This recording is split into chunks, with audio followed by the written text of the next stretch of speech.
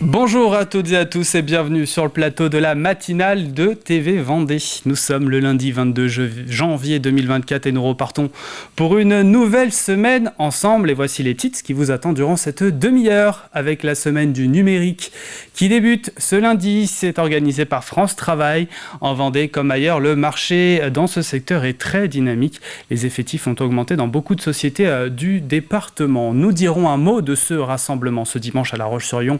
Plus de 200 personnes ont battu le pavé dans la capitale lyonnaise pour protester contre la loi Asile-Immigration. Direction Sèvremont aussi dans votre journal à la rencontre d'élèves de première bac pro cuisine service de la MFR. Le lundi, vous le savez, le journal est consacré par une large partie sport. Aujourd'hui, il sera question de basket, rink hockey, football et de rugby. Alexandre Lenao me rejoindra en plateau dans un petit peu moins d'un quart d'heure pour nous développer un petit peu toute l'actualité sportive de ce week-end en Vendée. Il y a aussi le jeu de la semaine, on ne l'oublie pas. Nous vous offrons un cours de couture avec Nancy dans son atelier des Sables d'Olonne, Rose et Chou. Mais pour pouvoir en profiter, il faut répondre à la question que je vais vous poser tout à l'heure, comme à chaque fin de partie. L'indice, le premier de la semaine, pourra vous mettre sur la voie. Avant tout ça, place aux prévisions météo du jour avec des premières heures en Vendée marquées par un temps plutôt agité. De la pluie et du vent nous accompagnent et c'est plutôt instable. Les températures sont très douces ce matin, de 10 à 12 degrés en moyenne. La perturbation arrive par l'ouest, puis s'évacue vers l'est en milieu de journée, ce qui nous donnera un temps bien plus clair dès le début d'après-midi avec d'agréables moments ensoleillés, notamment proches des côtes vendéennes. Le mercure affichera 13 degrés en moyenne à l'est jusqu'à 14 à l'ouest. Concernant les marées maintenant, la basse mer a eu lieu tout à l'heure à 8h11, la suivante ce sera dans la soirée pour 20h36 et pour ce qui est de la pleine mer ce sera en milieu d'après-midi 14h58, coefficient marée 51-54 aujourd'hui. Les marchés alimentaires du jour. On a Noirmoutier, les Sables d'Olonne ou encore comme vous pouvez le voir Jars-sur-Mer, ça se passe vraisemblablement du côté du littoral, mais on a aussi un marché alimentaire du côté de Benay dans le sud-est Vendée. Nous sommes le lundi 22 janvier 2024 et le 22 janvier, nous souhaitons une bonne fête aux Vincent, Timéo et Marie-Yannick.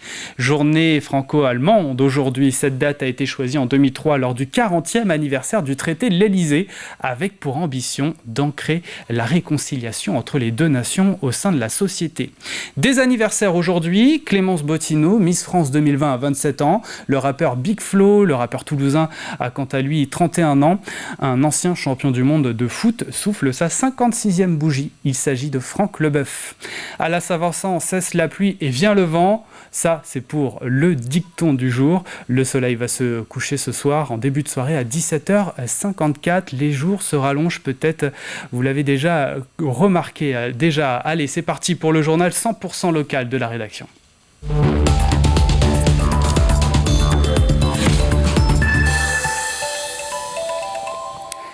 La semaine nationale des métiers du numérique débute. Organisée par le réseau France Travail en coordination avec les acteurs du territoire, elle se décline dans le département par plusieurs actions tout au long de la semaine.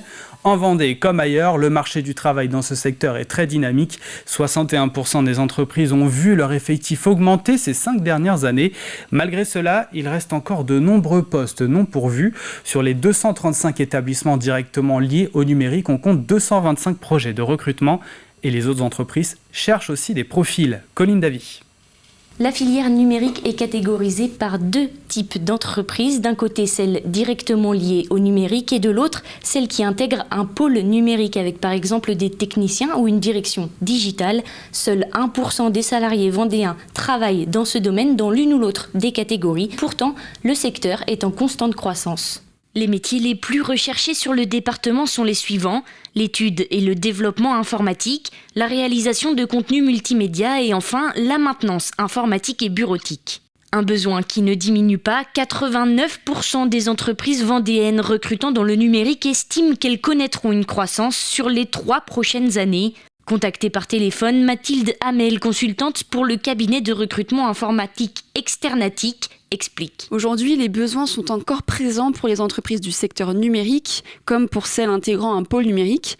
Mais le contexte commence à changer. Il y a davantage de candidats par rapport à l'an dernier. Si elles ne trouvent pas, c'est principalement parce que le bassin vendéen est compliqué. Certains profils qui pourraient être intéressants n'ont pas pour projet de venir s'installer ici. Sur le département, la formation commence à se développer avec des BTS notamment. Mais pour la formation supérieure, il faut aller à Nantes ou Angers. Certains étudiants reviennent à l'issue de leur cursus, mais pas tous. C'est là où on a des besoins, parce que les lycées aujourd'hui proposent des BTS autour du numérique qui sont déjà, on est très bien pourvus au niveau de La Roche-sur-Yon, agglomération, mais même en Vendée. Donc là aujourd'hui, ce qui manque, c'est les bachelors et masters. Aujourd'hui, on a une fuite de nos jeunes qui vont vers des formations sur d'autres territoires. Alors après, c'est pas anormal de vouloir aller un peu ailleurs, mais ce serait intéressant aussi d'avoir cette proposition, cette offre sur notre territoire. Et aujourd'hui, c'est 225 entreprises qui ont des projets de recrutement dans le numérique, mais qui ne trouvent pas forcément rapidement des candidats. Dans la région, 4500 offres d'emploi ont été confiées à France Travail, le nouveau Pôle emploi. Ce sont souvent des contrats d'une durée supérieure à 6 mois. Alors, pour aider le secteur, France Travail organise pendant toute la semaine des rendez-vous en Vendée. C'est la 6e semaine du numérique et elle commence aujourd'hui. Et dans le domaine du numérique, 8 entreprises sur 10 affirment qu'elles recruteront cette année. Marc Fesneau est attendu à Saint-Hermine ce matin après son dernier déplacement en Vendée en août dernier pour parler de la vaccination contre la grippe aviaire. Il abordera cette fois-ci le sujet de l'eau. Le ministre de l'Agriculture présentera par ailleurs un fonds hydraulique agricole. Nous reviendrons plus en détail sur la venue de Marc Fesneau, plus en détail donc dans l'édition de 12h30. Les forces de gauche ont lancé un appel au rassemblement à La Roche-sur-Yon ce dimanche contre le projet de loi Asile-Immigration, ce qui veut dire non, la non-promulgation de celle-ci qui est jugée raciste, régressive et non démocratique. Le rassemblement départemental était prévu à 10h30 près du kiosque à musique place Napoléon. Le cortège est parti à la marche jusqu'à la préfecture. Plus de 200 Vendéens étaient mobilisés. On a une culture d'accueil, une culture sociale, une culture humaine, et donc que ce soit dans le monde du travail ou ailleurs, les peuples ont toujours migré, ils migreront toujours. C'est un leurre de se dire que les peuples ne migreront plus. Quel que soit le motif pour lequel ils se déplacent, il s'est toujours déplacé des peuples à travers la planète. Et nous, en France, on se doit d'accueillir dans des conditions dignes, comme ça a été dit dans la prise de parole, les peuples qui souhaitent, enfin les personnes qui souhaitent venir en France ou ne faire que passer d'ailleurs par la France. D'autres manifestations ont eu lieu ce week-end comme à Fontenay-le-Comte et les Sables d'Olonne. Depuis 2018, chaque semestre, Sud Vendée Littoral propose un programme pour bien vieillir sur le territoire. Des ateliers qui portent sur l'activité physique, les gestes qui sauvent ou encore l'adaptation au numérique et qui ont attiré de nombreux seniors. 700 participations aux ateliers ont été recensées rien qu'en 2023. Cette année, 3 nouveaux ateliers sont proposés, une préparation à la retraite de l'initiation à la sophrologie et à la rigologie. C'est pour aussi montrer que la santé passe par le bien-être psychologique, que le stress aujourd'hui, il est présent par ces dernières années avec la pandémie, avec aujourd'hui toute l'inflation, tout ce qu'on entend sur... Voilà, ça crée parfois des sentiments anxiogènes chez les personnes. L'idée, c'est aujourd'hui de proposer des activités un peu plus orientées sur le bien-être, un peu moins sur une thématique santé, on va dire... un peu brute. Voilà. Là, l'idée, c'est d'être plutôt dans la légèreté, mais toujours dans l'intérêt d'améliorer la santé des personnes. Activité ouverte en général aux plus de 60 ans. Il n'y a pas de limite d'âge néanmoins. Au-delà de l'aspect préventif des ateliers, cela permet aux participants de sortir de l'isolement. C'est toujours faire en sorte que les personnes qui sont à la retraite puissent bien vivre dans l'environnement quotidien dans lequel ils sont à travers les mutations du quotidien, parce que la connexion et tous les outils numériques peuvent faire peur, et c'est aussi de dire ça vous concerne, nous sommes là pour vous aider, mais c'est également se retrouver, tisser du lien et continuer à se voir sans nécessairement les ateliers de la collectivité.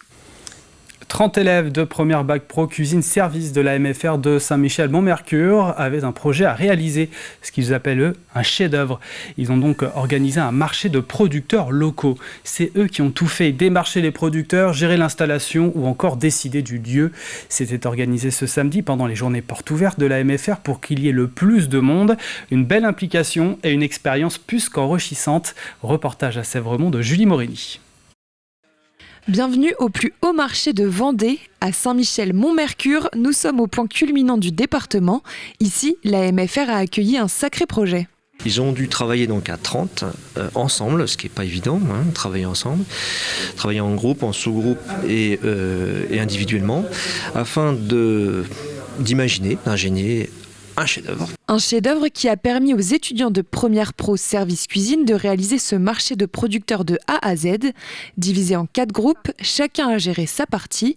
Mehdi et Noah se sont occupés des exposants, une nouvelle expérience pour eux. Déjà, c'était un beau défi de participer à ça parce que nous, dans nos métiers, c'est apprendre à gérer des choses. Et là, gérer le marché, ça nous a fait plaisir. Et c'est des produits locaux, donc ça peut que améliorer notre formation. Et c'était un beau défi, puis je pense qu'il est réussi.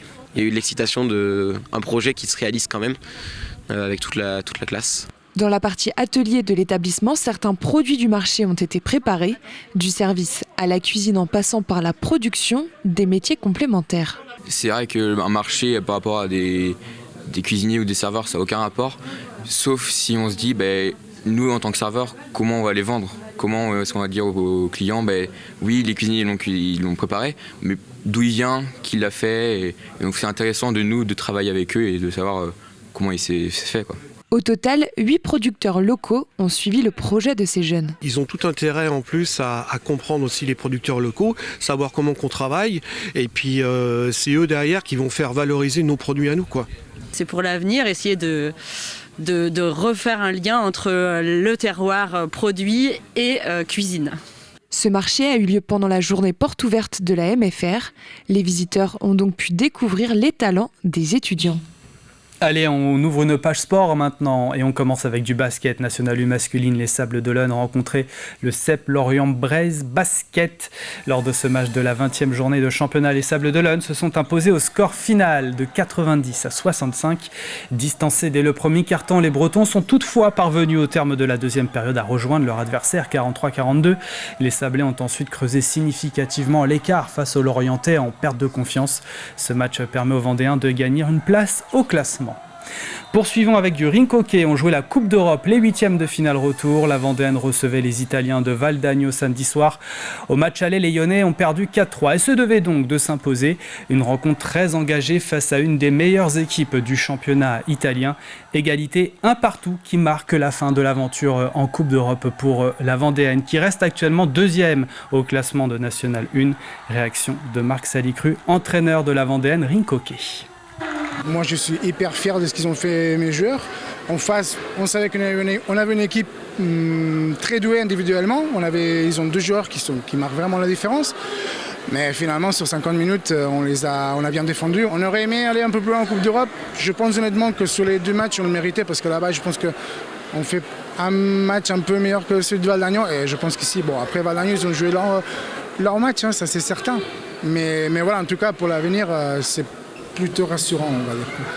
Du foot maintenant pour la 14e journée de National 2. Les Herbiers recevaient Blois. Vendredi, les Herbretais premiers du classement ont dû concéder le match nul face à leur adversaire avec une ouverture du score éclair par Julien Charpentier qui surprend le gardien vendéen dès la première action permettant à Blois de mener 1-0. Malgré de nombreuses occasions, il faudra attendre la 68e minute pour que le VHF revienne à égalité avec un but de Lucas Dory. Un match nul qui permet aux Herbiers de rester en tête du classement de National 2. Prochain match le 27 janvier face à Romorantin. Et puis on termine avec du rugby fédéral 2, 13e journée. La Roche-sur-Yon recevait ce dimanche Trignac. Les Vendéens ont rapidement ouvert le score par un essai transformé dès la 6e minute du match. Bien qu'ayant transformé une pénalité et marqué, l'équipe de Trignac a subi les attaques de celle de La Roche, laquelle a remporté cette rencontre 41-10. Les mots d'Anthony Lucas, entraîneur des 3 quarts FC Lyonnais Rugby. On entame l'année 2024 de belle manière, quoi. Il nous fallait absolument ces 2 victoires entre celle de Poitiers et celle d'aujourd'hui. Les garçons l'ont fait, donc ça nous met un petit peu ouf au niveau du classement, où on s'échappe un petit peu, on les laisse un petit peu tous les deux derrière. Donc en espérant que ça continue, après c'est mérité aussi, parce que c'est fin 2023, on fait 3 bons matchs à Lormont, Bazas, mais on n'a pas de points. Les joueurs ont bien travaillé, ils se sont bien investis pendant les fêtes et la trêve, donc c'est juste une récompense logique, quoi. Il s'agit bien d'Anthony Thomas, bien évidemment. Allez, place aux prévisions météo détaillées du jour maintenant, avec un ciel couvert, des pluies aussi ce matin et du vent. L'instabilité règne avec des températures douces, 10 degrés aux Herbiers, Pouzauges, Vouvant, 11 à Esnay, Belleville-sur-Vie, Fontenay-le-Comte, Paluot ou encore La Roche-sur-Yon. Vous prévoyez 12 degrés à Chaland, les Sables d'Olonne, mais aussi à la Tranche-sur-Mer jusqu'à 13 degrés sur Noirmoutier. La perturbation arrive par l'ouest puis s'évacue à l'est vers le milieu de journée, ce qui nous donnera un temps bien plus clair dès le début d'après-midi avec d'agréables moments ensoleillés. Le mercure affichera 13 degrés en moyenne à l'est jusqu'à 14 à l'ouest. La journée de demain sera marquée encore par un temps gris et pluvieux, un thermomètre qui sera toujours au-dessus des normales de saison. Allez, c'est la fin de ce Flash Info, c'est le moment de retrouver le JDS, c'est parti.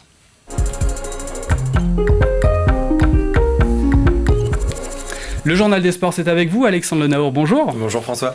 Et on commence ce journal des sports par du football. Vendredi soir, les Herbiers recevaient Blois pour le compte de la 14e journée de National 2. Et deux équipes en très bonne forme. François Deshaies-Bretais premier, on le sait, invaincu depuis la mi-septembre. En face, Blois 8e est aussi sur une belle série, 7 matchs sans défaite. Et les Blésois, vous allez le voir, vont piéger d'entrée de jeu les Vendéens dans cette rencontre. Deuxième minute, les Herbiers n'ont pas encore touché le ballon. Et Julien Charpentier permet déjà aux visiteurs de prendre les devant dans cette rencontre, 1-0 après 61 secondes de jeu. Massabielle Cueillafroid doit réagir, le VHF de loin d'abord, mais Benjamin Brilivet manque de précision. Michael Nilor tente ici sa chance, mais sa frappe est repoussée par la défense. Sur corner, les Rouges et Noirs vont penser égaliser avec la tête de Billy, mais cette reprise flirte avec l'équerre de la cage. Le portier blésois qui va se montrer décisif face à Youssouf Soukouna. 1-0 donc toujours pour les joueurs du Loir-et-Cher à la pause. Début de deuxième, les Herbiers repartent de l'avant, mais manque de précision. Billy expédie ici sa frappe largement au-dessus. À l'heure de jeu, même constat pour l'entrant Lucas Dory, même si le terrain n'y est pas innocent. Les hommes de Laurent David se rapprochent. Soukouna bute sur maître. Toujours sur son côté gauche, 67e minute, Soukouna sert idéalement Lucas Dory en une touche sous les jambes du gardien. Le numéro 10 du VHF offre l'égalisation aux Herbretais, un partout. À Massabielle, il reste encore du temps pour aller chercher les 3 points. 80e minute, sur une très belle ouverture, Dory va avoir l'occasion du doublé, mais manque complètement sa reprise. Le VHF a laissé passer ici sa plus grosse occasion de la fin de match. On en restera donc là, un partout entre les deux équipes. Les Vendéens pourront regretter leur entame. Constat partagé par Laurent David au micro de Thibaut Grasset.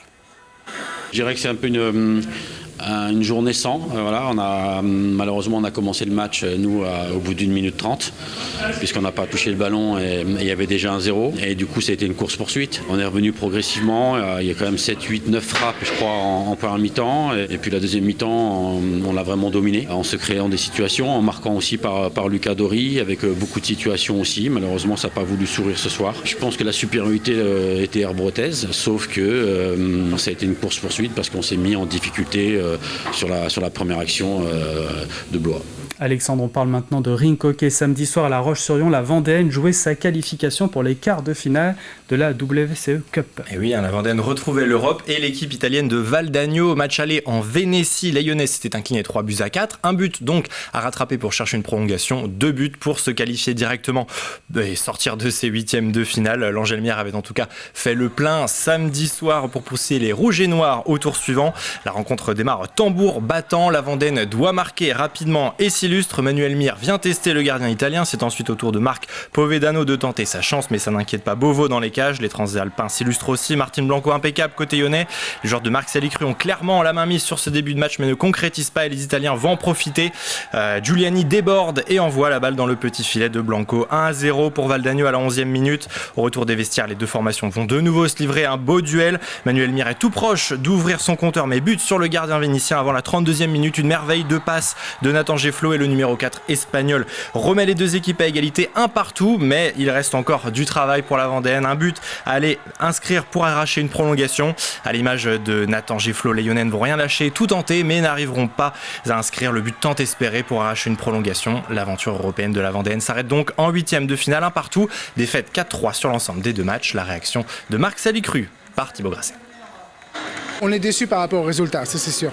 Après, sur la performance, la prestation qu'on a fait, moi je suis hyper fier de ce qu'ils ont fait mes joueurs. Et finalement, sur 50 minutes, on a bien défendu, on avait mis un système avec des aides qui a très bien marché.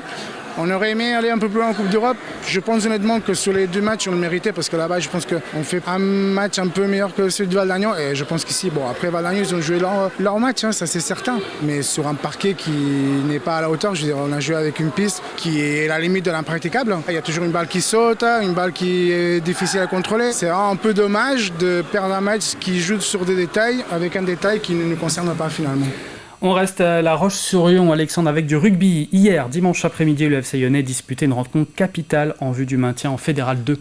Capitale, cruciale, vitale, même, c'est le moins que l'on puisse dire. Réception de la Lanterne Rouge, Trignac pour le FC Lyonnais, des Lyonnais qui sont juste au-dessus de la zone de relégation. Match très important donc pour cette 13e journée du championnat. Les Lyonnais en rouge et blanc mettent la main sur le début de rencontre. 5e minute, les Lyonnais avancent et Hugo Berman vient aplatir un premier essai et récompenser la bonne entame vendéenne. 7-0, 2 pénalités de chaque côté, puis le groupe de Jérémy Luçon poursuit sur les mêmes bases et récompensé. Nicolas Réveillère est démarqué sur le côté gauche. 15-3 à la 28e. Et puis après être venu gratter un ballon, les Lyonnais se réorganisent. Jude Matoudidi perfore la défense trignackaise avant de servir sur un plateau Alexandre Batio pour le 3e essai du FCY. Essai transformé. 22-3 après 40 minutes. De retour sur la pelouse, le FCY enfonce son voisin de Loire-Atlantique après une mêlée maîtrisée. Le ballon parvient à Constibo Salo, 30 mètres parcourus. Puis une passe pour Réveillère. Son 2e essai du match transformé par Tarrer. 29-3. Le jour tombe, Trignac s'offre un premier essai sur le côté droit, 29-10. Réaction immédiate du FCY 2 minutes plus tard. Eddy Vincent à la passe pour Hugo Comte-Ducourt qui aplatit dans l'embut. Le score est acquis et les Lyonnais vont même soigner la différence avec un ultime essai de Thomas Genot à la 79e. La messe est dite, les Vendéens s'imposent 41-10 et confortent leur 10e place. De quoi souffler en ce début d'année pour Anthony Thomas, le coach des 3/4 du FCY qui était avec Daniel Lelanne. On entame l'année 2024 de belle manière, quoi. Il nous fallait absolument ces 2 victoires entre celle de Poitiers et celle d'aujourd'hui. Les garçons l'ont fait, donc ça nous met un petit peu ouf au niveau du classement. C'est mérité aussi, parce que fin 2023, on fait 3 bons matchs à Lormont, Bazas, mais on n'a pas de points. Les joueurs ont bien travaillé, ils se sont bien investis pendant les fêtes et la trêve, donc c'est juste une récompense logique, quoi. Quand toute l'équipe est connectée, le jeu est assez propre et on marque. Et après, sitôt que le score est fait, ou deuxième mi-temps, où on a un petit relâchement, on fait beaucoup de fautes, la discipline n'est plus là. C'est un petit peu le bémol de la journée. Il faut quand même tenir compte qu'il y aura des matchs qui vont être plus difficiles, comme Mérignac à la maison, où là, il ne faudra pas avoir de baisse de rendement, quoi. Et pour conclure sur ce journal des sports, Alexandre, des images de basket, puisque vendredi se tenait la 20e journée de National 1 masculine. Les Sables d'Olonne recevaient Lorient. Et là aussi, c'est une rencontre qui valait son pesant d'or vendredi soir à la salle Beau Séjour, 13e et avant-dernier. Les Sablés avaient l'occasion de passer devant leurs adversaires morbihanais en cas de victoire. Le début de partie est en tout cas à l'avantage des hommes de Denis Métais en maillot blanc. Avec le retour de Jean-Michel Mipoca, le groupe vendéen retrouve de l'allant. 8 points pour le revenant et pour le capitaine Loubaki dans les 10 premières minutes. Les Sables Vendée Basket mènent 27-16 à l'issue du premier quart-temps. Le CEP Lorient va ensuite reprendre les rênes, infligeant un 10-0 dans les premières minutes du deuxième quart-temps. Les Bretons recollent donc 28 partout. Les deux formations vont alors prendre, perdre, puis reprendre le score tour à tour. Résultat, à la pause, l'avance des Sablais n'est plus aussi conséquente. Un petit point d'avance, 43-42. Entame de deuxième, le LSVB se détache, puis voit les Lorientais revenir à hauteur, 55 partout. Mais la fin du troisième quart-temps sourit aux Vendéens. En une minute, Wilson et Prolag remettent les Sablais devant, 64-55 avant d'entamer les 10 dernières minutes. Les Morbihanais ont visiblement pris un énorme coup sur la tête et ne se la remettront vraiment jamais à l'endroit. Les paniers défilent, les hommes en blanc soignent, le panier avrage et boucle ce match sur le plus gros écart de la partie, plus 25, victoire des Sablés 90-65. Je vous propose de retrouver Denis Métais, il était avec Daniel Lelanne. Je pense qu'on a bien démarré, après on a fait une première mi-temps en dessous de nos standards défensifs et du coup ça a permis à Lorient d'exister. J'ai trouvé l'équipe très concentrée, très agressive défensivement, mais ensemble, s'engageant à 100%, voire plus. Lorient a un peu explosé à la fin. Comme on a eu nos notes galères, ça fait du bien aussi d'avoir cette petite euphorie. Maintenant, il faut vite retomber sur terre. On n'est que 12e. Et nous, ce qu'on veut, c'est être 10e à la fin des matchs de la première phase. Et on reparlera de sport sur TV Vendée ce soir à 18h45 dans 85 chrono. Merci Alexandre. Allez, on passe au jeu de la semaine, c'est parti.